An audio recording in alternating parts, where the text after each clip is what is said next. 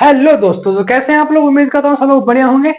आज हम लेके आए हैं पुष्पी पात्रों और लैंगिक जनों चैप्टर पढ़ रहे थे, उसका हम लास्ट लेक्चर लेकर आए हैं। ये है लेक्चर नंबर 4। इसमें जितने भी चित्र होते हैं इंपोर्टेंट वो सब चित्र पढ़ने वाले हैं। जितने भी चित्र होते हैं इंपोर्टेंट आते हैं एग्जाम में, वो चित्र पढ़ने वाले हैं। बनाकर रहे उन्हें संरचना देखें कैसी होती है। तो सबसे पहले हम देखते हैं इस पुष्प का चित्र।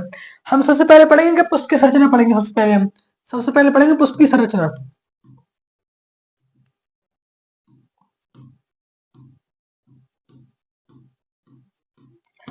पुष्प की संरचना में सबसे पहले हमें ध्यान देना होगा कि मतलब पुष्प के अंग कितने प्रकार कितने प्रकार के अंग होते हैं। तो दो प्रकार के अंग होते हैं, एक तो सहायक अंग, दूसरे होते हैं लैंगिक अंग।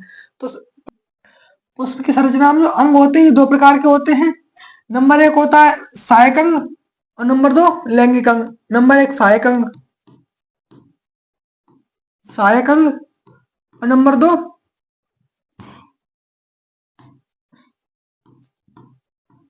नंबर होते हैं लैंगिक अंग।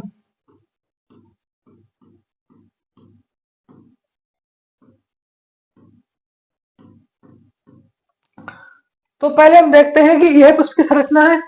इस पुष्प की संरचना में लैंगिक अंग कौन से हैं और सहायक अंग कौन से हैं, हम पहले देखते हैं। तो पहले हम इनके नाम लिख लेते हैं। क्या होता है जो सहायक अंग होते हैं, ये सहायक अंग होते हैं दल होते हैं। नंबर एक होते हैं दल और नंबर दो होते हैं बाह्य दल। 10 कहां से लिख गया। नंबर दो होते हैं बाह्य दल। अब इसमें लैंगिक अंग की बात करते हैं तो इसमें नंबर एक होता है पुंकेसर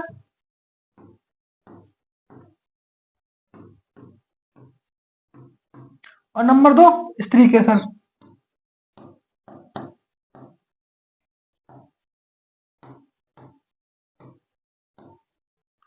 नंबर दो स्त्री केसर। तो हम क्या करते हैं, पहले अब इस चित्र को हम अपने हाथ से बनाएंगे। इसके लिए क्या अपने हाथ से बनाएंगे, हमें बनाने में सीखना भी तो है हमें। तो सबसे पहले बनाएंगे पुष्प का वर्तिकाग्र।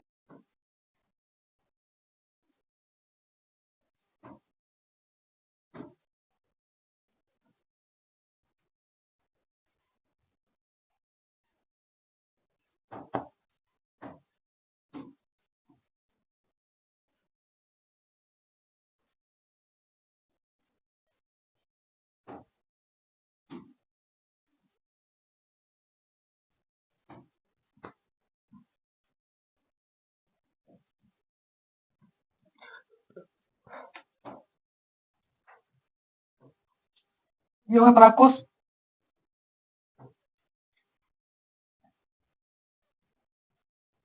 और हम बनाते हैं दल की संरचना।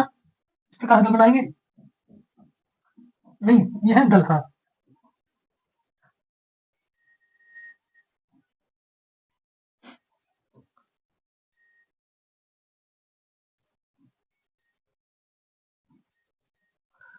अब बनाएंगे उसका पुष्पासन भाग। क्या पुष्पासन भाग बनाएंगे इसका।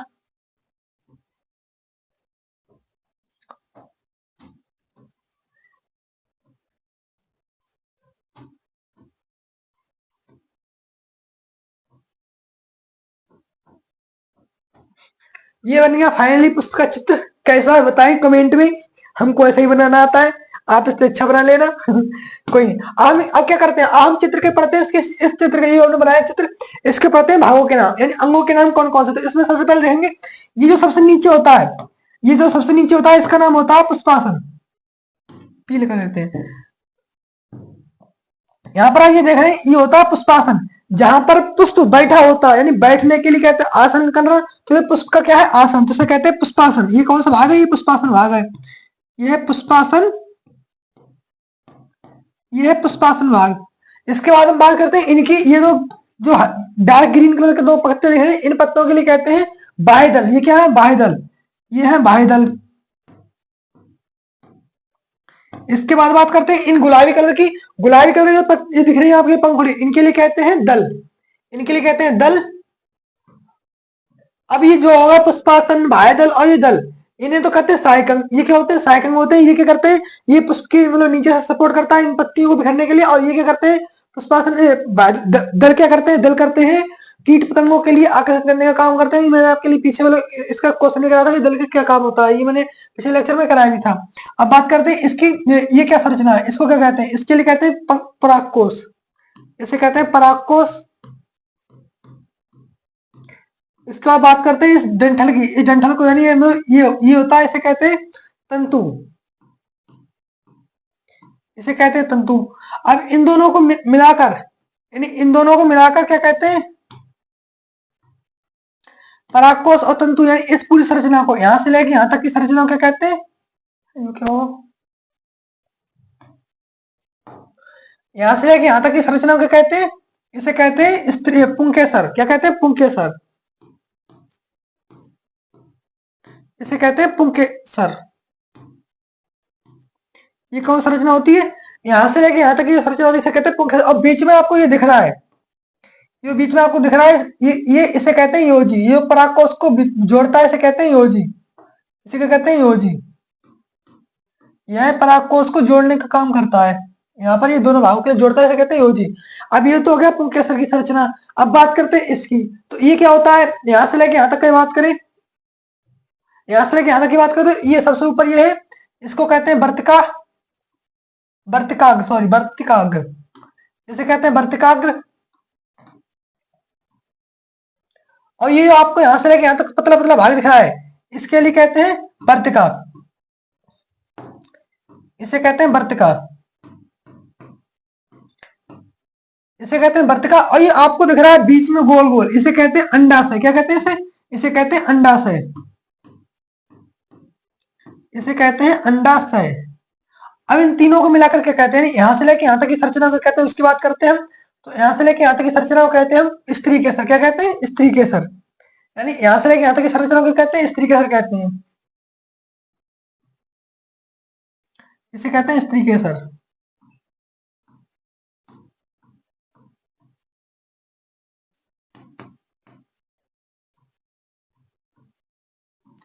इसे कहते हैं स्त्री केसर। अब आपको एक बात बताऊं, यहाँ पर ये आपको दिख रहा है पुंकेसर, यानी यह कौन सा भाग है, पुंकेसर होता है फूल का, यानी पुष्प का पुंकेसर जो भाग होता है वो होता है मेल पार्ट, यानी वो होता है मेल पार्ट। ये होता है नरंग होता है। और ये स्त्री केसर होता है, ये होता है मादांग होता है, मादा भाग होता है ये। अब बात करते हैं इनके कामों की। तो परागकोश में क्या होता है, परागकोश में आपसे पता होगा कि परागकोश में परागकण का निर्माण होता है। अगर क्वेश्चन आएगा, इससे क्वेश्चन आएगा, लॉन्ग क्वेश्चन आ सकता है, पुष्प की संरचना लिखी, पुष्प तथा पुष्प का सचित्र वर्णन पूछेगा। तो सचित्र वर्णन में क्या करना है, हम उसको क्या करेंगे, सबसे पहले ये इस प्रकार चित्र बनाएंगे, फिर इनके सबके नाम लिखेंगे अलग, उसके बाद सबकी सबकी अलग अलग हेडिंग डालेंगे। हेडिंग डालने में जैसे मान लो परागकोश है तो परागकोश के बारे में लिख देंगे, परागकोश होता है ये नरंग होता है, इसमें क्या परागकण का निर्माण होता है। फिर तंतु होता है, ये परागकोश के लिए किससे, पुष्पासन से जोड़ता है। तंतु काम क्या होता है, परागकश तंतु, तंतु के लिए तंतु परागकोश के लिए पुष्पासन से जोड़ता है। उसके बाद बात करें हम इसकी योजी की, योजी क्या होता है, ये दोनों ये लघु बीजाणु धानी होती है, इनके लिए आपस में जोड़ने का कार्य करता है। उसके बाद हम बात करते हैं पुष्पासन की। तो पुष्पासन हेडिंग डाल के हम लिख देंगे, पुष्पासन वह भाग होता है जहां पर पुष्प की समस्त संरचना है, समस्त भाग जुड़े हुए होते हैं, इस पर ऊपर बैठे होते हैं। उसके बाद हम बात करते हैं इसके बाद हम बात करते हैं बाह्यदल की। तो बाह्यदल क्या करते हैं, बाह्यदल ये नीचे से, यानी ये पुष्पासन के थोड़े ऊपर होते हैं, और पूरे पुष्प के लिए क्या करते हैं, ये कवर करने का काम करते हैं, ताकि पंखुड़ी होती है, दल होती है, बिखरे ना। फिर उसके बाद बात करते हैं दल का क्या कार्य होता है। दल का कार्य होता है जो मतलब परागण के समय, दल का कार्य होता है परागण के समय, यह मतलब कीटों के लिए और जानवरों के लिए आकर्षित करता है। उसके बाद हम बात करते हैं वर्तिकाग्र और अंडाशय की। ये कैसा, इनके वर्तिकाग्र क्या होता है, वर्तिकाग्र में कोई परागकण उड़कर आता है नीचे। और वर्तिकाग्र क्या काम होता है, वर्तिका काम होता है वर्तिकाग्र और अंडाशय के जोड़ने का काम करती है। इसके बाद बात करते हैं अंडाशय की। तो अंडाशय निषेचन के बाद आपको पता होना चाहिए, अंडाशय निषेचन के बाद किसमें परिवर्तित होता है, फलन परिवर्तित हो जाता है। इसमें क्या होता है, बीजांड भी इसमें पाया जाता है। यहाँ पर बीजांड भी पाया जाता है, आपको पता होगा, इसमें बीजांड भी पाया जाता है। इस प्रकार से बीजांड होता है, बीजांड भी इसमें पाया जाता है। इसे क्या कहते हैं, बीजांड से लिखूंगा,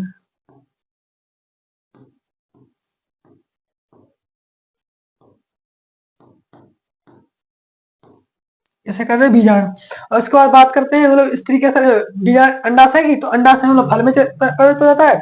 इसके बाद बात करते हैं अंडाशय की। तो अंडाशय फल में परिवर्तित हो जाता है, और ये मतलब इसमें बीजांड पाया जाता है। इस प्रकार से संरचना पूरी लिख देंगे पुष्प की पूरी संरचना इस प्रकार से लिख देंगे बस। इसमें ये बात ध्यान रखना, अगर आता है लॉन्ग क्वेश्चन आता है तो इस प्रकार से आराम से बना के अपने खुद से, जरूर नहीं है कि किताबी भाषा में लिखें या फिर मतलब कोई कैसे कुछ पढ़ा उसके लिए लिखें, हम अपने हिसाब से बना कर भी लिख सकते हैं परिभाषा के लिए, अब तो उसके बाद कोई क्वेश्चन के बारे में अपने आप से बना के भी लिख सकते हैं। इसके बाद बात करते हैं हम अगले अगले चित्र की। अगला चित्र इसमें दिया हुआ है पराग कोश का। ये किसका है? पराग कोश का चित्र है ये, पुंकेसर का चित्र है ये वाला। यहाँ पर ये यहाँ से लेके यहाँ तक कितना, ये किसका चित्र है? पुंकेसर का। ये चित्र है पुंकेसर का चित्र है ये।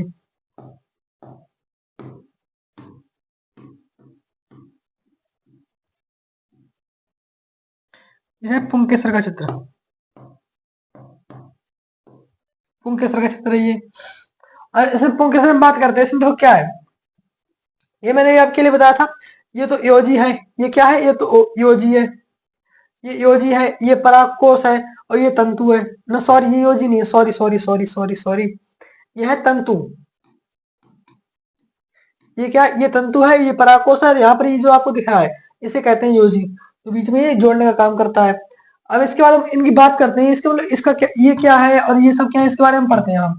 तो इसके बारे में जानते हैं, तो शुरू करते हैं यहाँ से कि जो परागकोश है, इस परागकोश के लिए, अभी ये परागकोश इस प्रकार का है, इसके लिए अगर हम ऐसे काट दें, इस प्रकार से काट दें, तो इस प्रकार की संरचना दिखाई देती है हमारे लिए। जब परागकोश के लिए इस प्रकार से काटते हैं, ऐसे काटते तो ये संरचना दिखाई देती है हमें। और यह जो संरचना आपको दिख रही है, यह संरचना ये वाली संरचना है, ये संरचना है, ये संरचना यहाँ पर बना दी गई है। तो इसमें क्या होता है, देखो एक परागकोश में आपको पता होगा, एक परागकोश में दो तो पाली होती है, दो तो पाली होती है, एक पाली ये है, एक पाली ये है, तो दो पाली हो गई। और उसके बाद में से एक पाली में, तो इसे दो पाली होती है, इसीलिए इसे क्या कहते हैं? द्विपालित कहते हैं। क्या कहते हैं? द्विपालित कहते हैं, इसे कहते हैं द्विपालित। और एक पाली के अंदर दो लघु बीजाणु धानी होती है, यानी दो लघु बीजाणु धानी होती है। तो इसे दो लघु बीजाणु धानी होती है, तो यहाँ पे कितनी होगी लघु बीजाणु धानी? चार लघु बीजाणु धानी हो। तो इसीलिए इस पूरे के लिए क्या कहते हैं? चतुष्क भी कहते हैं। क्या कहते हैं? चतुष्क कहते हैं, इसीलिए चतुष्क भी कहते हैं इसके लिए। ठीक है। अगर अगर आपके क्वेश्चन आ जाए कि मतलब एक परागकोश में कितनी लघु बीजाणु धानी होती है, तो चार लघु बीजाणु धानी होती है। और एक परागकोश कितने पालित होता है? द्विपालित होता है।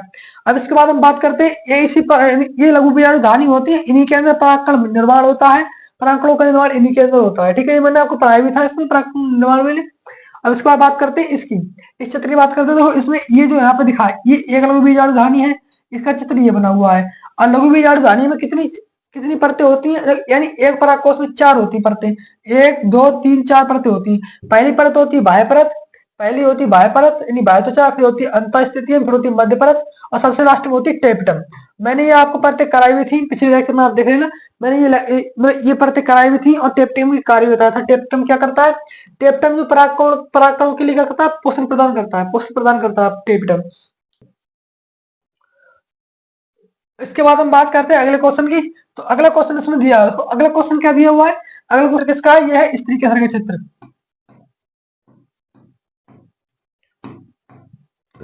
ये दिया है स्त्री के घर का चित्र। तो सबसे ऊपर हमने पढ़ा था, ये था, ये क्या था?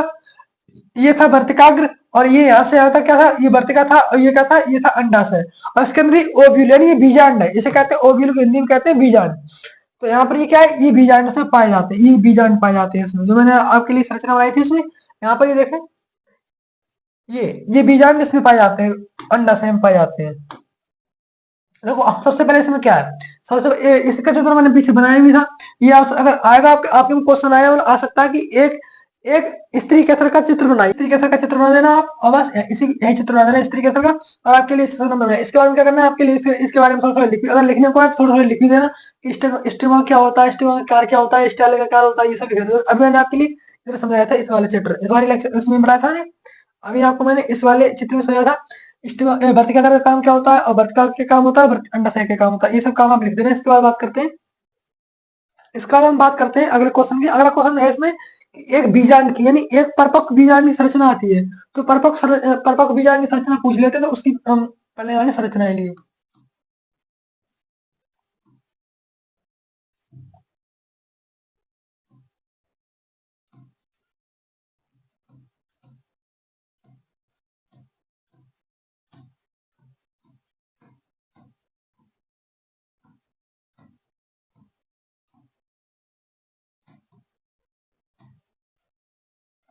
अब हम पढ़ेंगे बीजांड की संरचना। बीजांड की संरचना कैसी होती है, संरचना में पढ़ने वाले। तो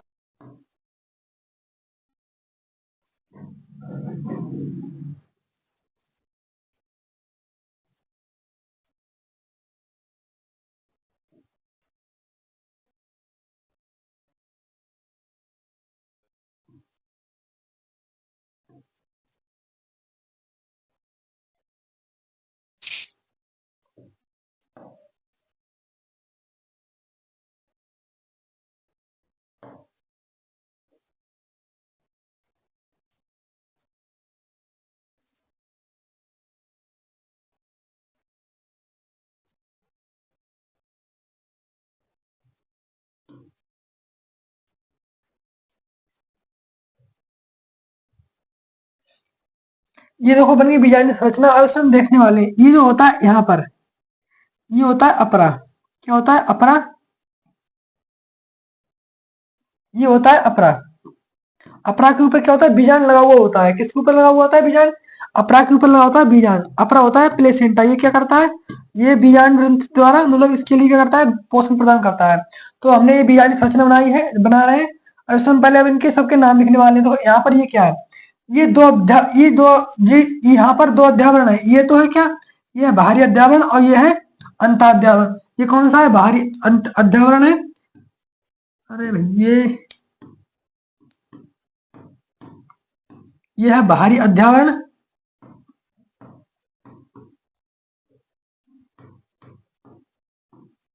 और यह है अंताध्यावरण।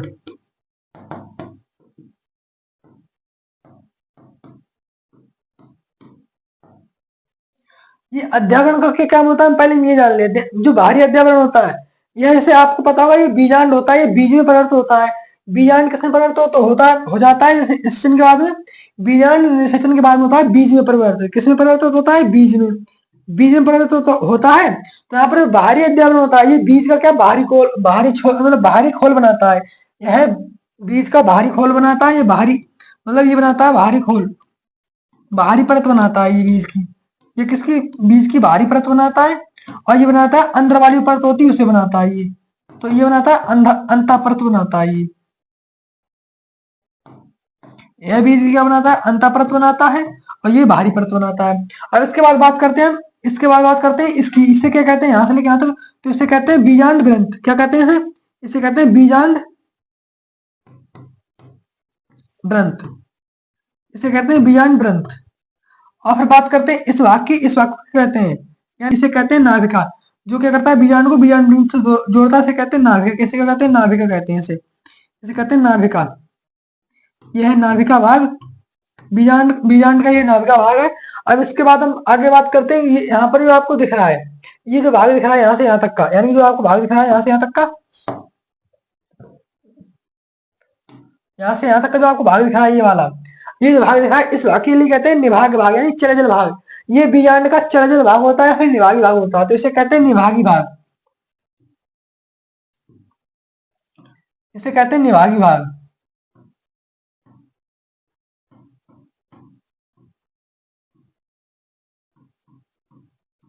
इसे कहते हैं निभागी भाग। और यहाँ पर आप देख रहे हैं नीचे की साइड, यहाँ नीचे आप देख रहे हैं, यहाँ पर क्या है, यहाँ पर आप देख रहे हैं, ये नीचे की साइड में जो ये साइड है, यहाँ पर क्या अध्यावरण जो है, ये अध्यावरण आपको दिख रहा है, ये अध्यावरण यहाँ पर अनुपस्थित है। जब यहाँ पर अध्यावरण अनुपस्थित है, तो इसके लिए कहते हैं हम बीजांड द्वार। इसे क्या कहते हैं, बीजांड द्वार कहते हैं इसके लिए। इसे कहते हैं बीजांड द्वार। इसे कहते हैं बीजांड द्वार। और बीजांड द्वार का काम क्या होता है, जब परागण होता है, जब निषेचन होता है और परागण होता है, तो परागण के बाद में यहीं से क्या करती है, जब परागण के समय यानी निषेचन क्रिया के समय यहाँ से क्या करती है, पराग नलिका जो होती है, पराग नलिका यहीं से क्या करती है, पराग नलिका यहीं से प्रवेश करती है इसके अंदर के लिए। यानी बीजांड द्वार के थ्रू ही क्या करती है, बीजांड द्वार के थ्रू ही जो पराग नलिका होती है बीजांड में इंटर करती है, बीजांड के अंदर इंटर करती है। अब इसके बाद बात करते हैं हम इसके अंदर की।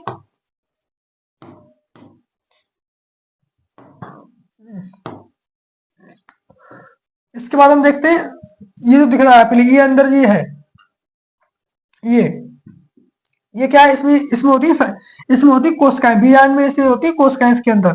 तो उन कोशिकाओं को हम लिखने वाले हैं, कौन कौन सी कोशिकाएं होती है उनके बारे में लिखने वाले हैं। तो देखो नीचे की साइड यहाँ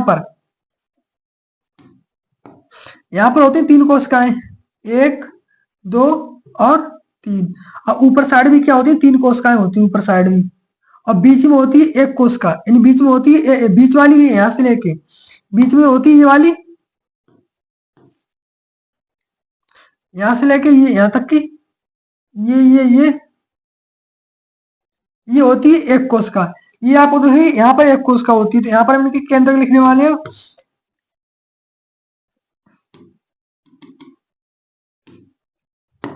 तो यहाँ पर 1 केंद्रक, 2 केंद्रक, 3 केंद्रक और 4 और 5 केंद्रक, ठीक 6 7 8।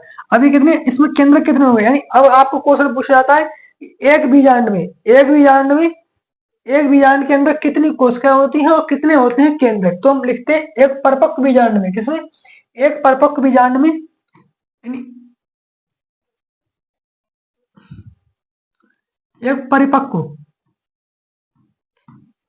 परिपक्व बीजांड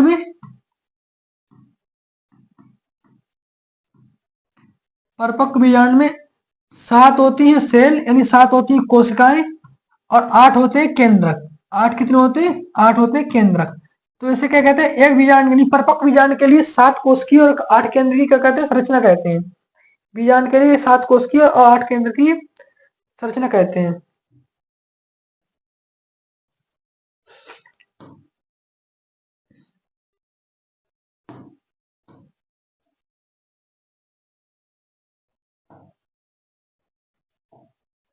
एक बीजांड के लिए, परिपक्व बीजांड के लिए 7 कोशिकीय और 8 केंद्र की संरचना कहते हैं। इसके बाद हम बात करते हैं इनके अब इन कोशिकाओं के हम नाम लिखते हैं। इन कोशिकाओं के लिए ऊपरी साइड कोशिका दिख रही है, इनको कहते हैं प्रतिमुखी कोशिकाएं। इनके कहते हैं प्रतिमुखी कोशिकाएं, इन्हें कहते हैं प्रतिमुखी कोशिकाएं।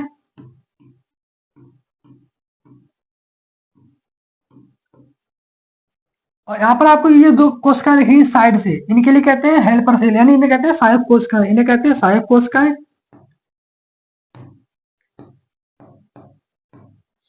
ये है सहायक सेल। यह क्या करते हैं, निषेचन के समय पराग नलिका के लिए मतलब केंद्रित करने का यानी आकर्षित करने का काम करती है सहायक कोशिकाएं। और यहाँ पर ये बची बड़ी वाली सेल, ये बड़ी सेल है, इसके लिए कहते हैं अंड कोशिका। ये होती है हमारी मेन कोशिका होती है, इसे कहते हैं अंड कोशिका, इसे कहते हैं अंड कोशिका, इसे कहते हैं अंड कोशिका। बीच में ये 2 केंद्रक बचे हैं, इन दोनों कोशिका ये यहाँ से लेके यहाँ तक की सेल होती है, ये सबसे बड़ी सेल होती है, मतलब बीजांड की सबसे बड़ी सेल होती है, और इसे कहते हैं द्वितीय केंद्रीय कोशिका, द्विकेंद्रीय कोशिका कहते हैं, इसके लिए कहते हैं द्विकेंद्रीय कोशिका,